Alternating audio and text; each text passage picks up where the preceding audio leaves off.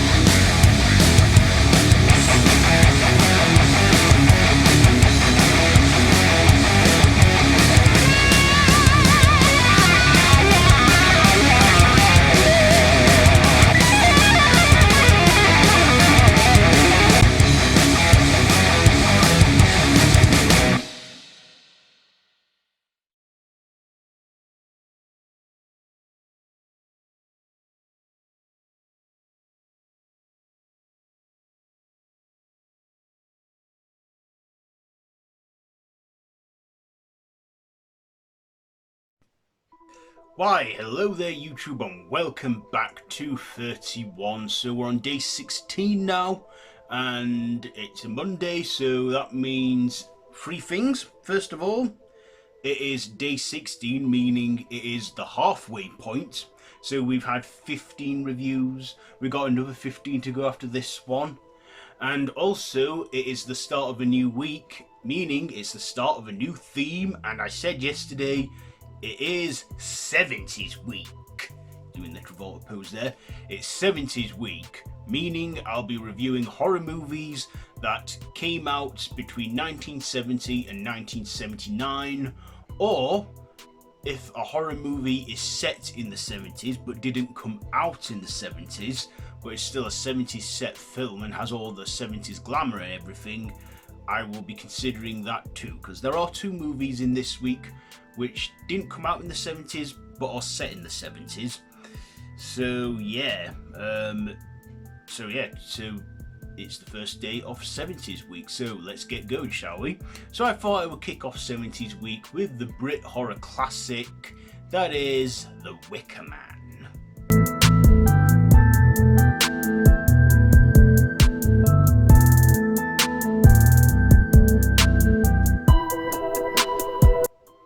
So, The Wicker Man, which stars horror legend Christopher Lee and Edward Woodward with Ingrid Pitt. This, of course, is the folk horror tale that is about a police constable who goes out to this small island off the coast of Scotland to investigate the disappearance of a young girl named Rowan.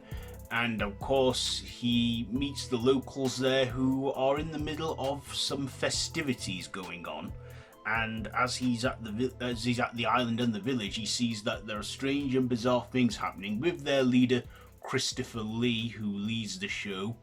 And of course, in a big shock of events, he discovers that he came to the island of his own free will, and the whole thing of the missing girl was a ruse. And he is, the real sacrifice for this festival, as he thought it was the girl. But no, he's the real sacrifice because he is a virgin and he is pure. Because he's a devoted Christian, he doesn't believe in the sex before marriage thing. And he is then taken into the Wicker Man, where he is burnt and no one comes to his rescue, as the locals dance in joy and delight in the hope their crops that failed the year before will grow again. So that's the plot there. So what did I like about this? Well, it's no Nicolas Cage remake like the 2006 one, which I feel is an accidental comedy there, because it has spawned memes which we still hit on today. Of course, this film is 50 years old now, and I went to see it at a theatre that was showing it for one night only for its 50th, or 2 nights only for its 50th anniversary, and it's still a great classic and I really enjoy watching it. It's one of those British horrors that make me proud to be a British person, because it's just set in Scotland, or off a small island of the coast of Scotland. Edward Woodward plays a great lead in this, where he is the protagonist. And knowing what you know on another viewing, you know that he is pretty much doomed and he's on a goose chase just so he can be sacrificed to the Wicker Man.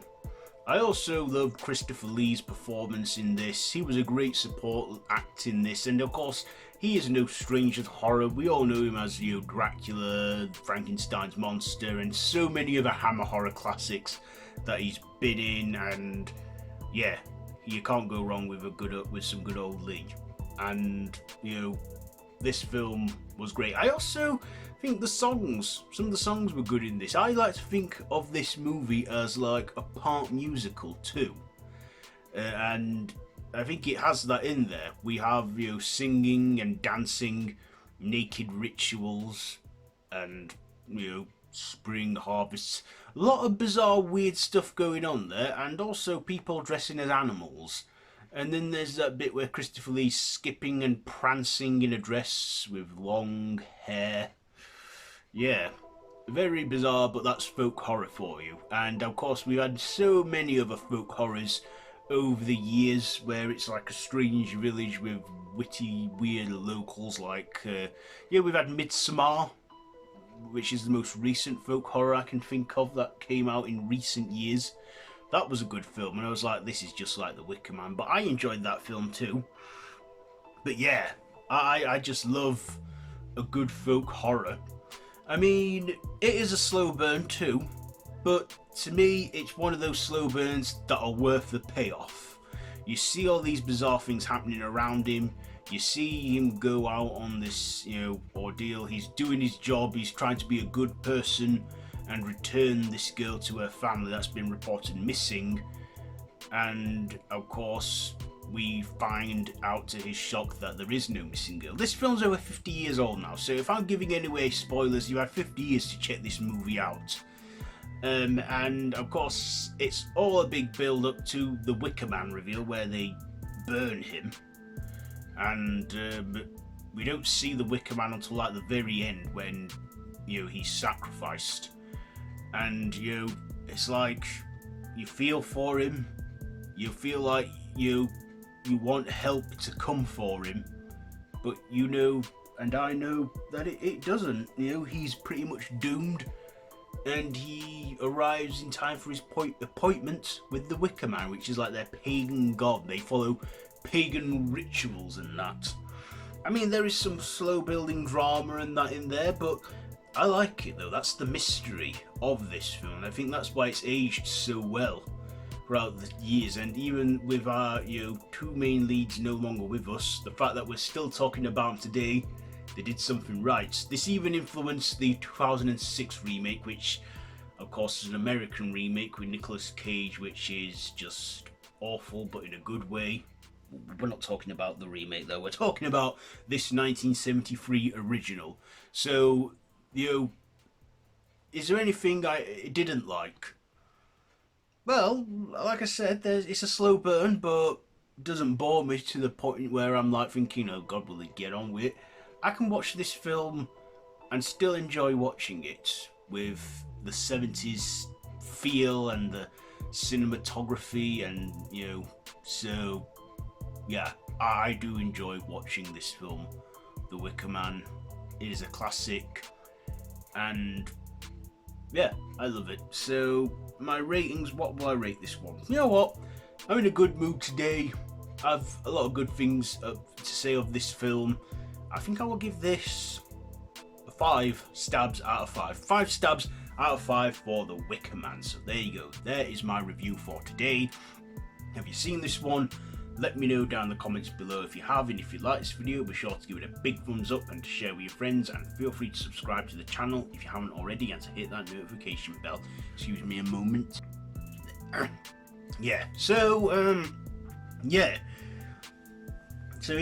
We've done 15 reviews.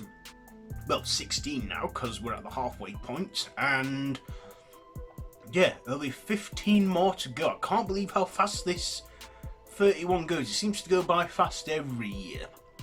And also, not to mention, I'm not the only one that's doing this. There's so many other horror channels out there in this community that are doing it that I haven't mentioned much, but I did at the beginning of this series. I mentioned horror channels that would probably be doing it are the 13th Wolfman, Tony Has Nine Fingers, Retro Horror, they're all in on the whole 31 days challenge, doing their own thing with this, doing their own twist on it and all. So, check all those guys out, because I know the 13th Wolfman mentions me when he's doing his 31 days, to let everyone know that I do this as well. So yeah, I will see you tomorrow for more 70s horror. So until next time, don't have nightmares.